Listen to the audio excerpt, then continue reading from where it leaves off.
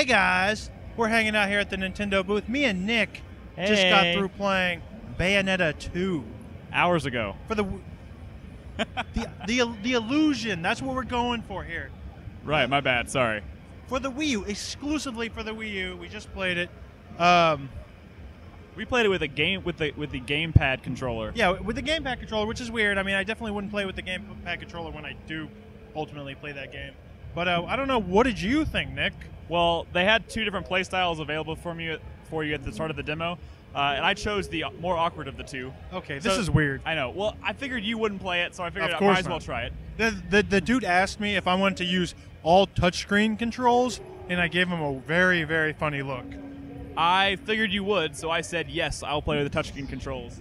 You can play Bayonetta 2 exclusively with the stylus. And I'll just say this: it doesn't feel like a game anymore when you play it, because literally you tap an enemy to lock onto him, and she just attacks. But are you still doing like? No. You tap it, and she alternates between kicks and punches, and it reminded me a little bit of a Ninja Gaiden Dragon Sword on the original DS. You remember that game? It was a touchscreen Ninja Gaiden game. Yeah, it doesn't work.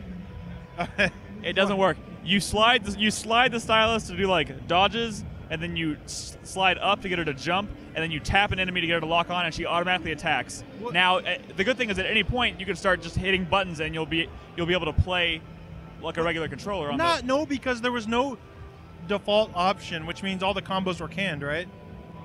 Not if you use the stylus, yes. Okay. But I mean, if you start just pushing buttons and using the analog stick, you can just start playing. I played on the default difficulty with controls, and I will say it plays and feels like Bayonetta. Like honestly, like the muscle memory was just sort of coming back for me, with the exception of moving my thumb down. The face buttons.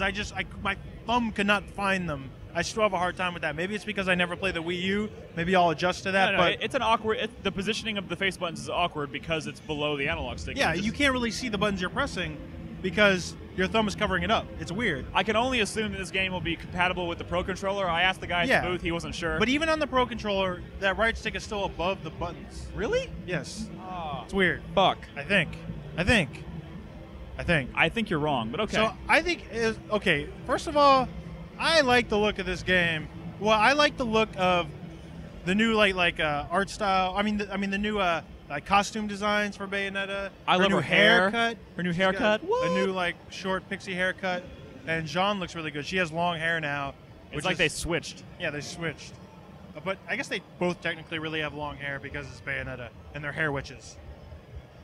Yeah, I don't know. The character designs look great. The monster designs still look great. The action is still ridiculously over the top. It was really chaotic. Now, there were moments in Bayonetta where you're not on a plane flying through a city and fighting in the middle of the air, against a boss. This was definitely like an over-the-top part of the game, so it was kind of hard to get a handle on what was going on, but I still felt like I was in control of my character, which, I played a couple of other character action games today, and I guess you might be able to say I couldn't quite...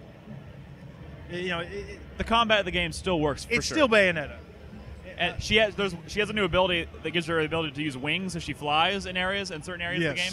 I don't think you can switch between that on the fly. I don't think so.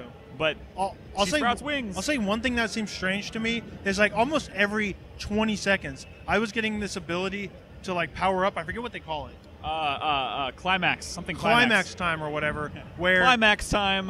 Where it's now just like a power up version. And I think she could do this in Bayonetta 1 a little bit, but it was seriously popping up almost every 30 seconds for me. And that's where you can basically all your attacks are giant hair punches, or I was using the swords a lot, and they were just giant sword swipes.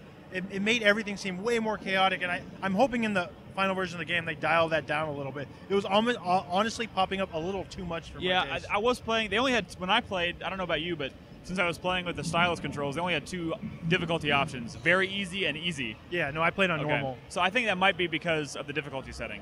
I will say, so far just from this demo, my favorite new weapon is whip boots. I keep thinking you're saying whip boobs. Whip boots. Boots with whips on them, so you can kick winged boots. And grab onto people and fling them around with your boots. Like winged boots, but with whips. Whipped boots. Whipped boots. So, I don't know. It was cool. I'm excited. This is another game where, that's going to make me eventually buy a Wii U. Did I mention I love her? I love her new hair. I love her new hair. I Her new love her look new is hair. great. Bayonetta. Bayonetta 2. So, guys, I guess we're going to go ahead. Anything else you want to say? We'll talk about it more in the podcast tonight. We'll talk about it more. Tune in to 4Player Network for more articles and videos and all kinds of E3 coverage throughout the week. Later. Peace out.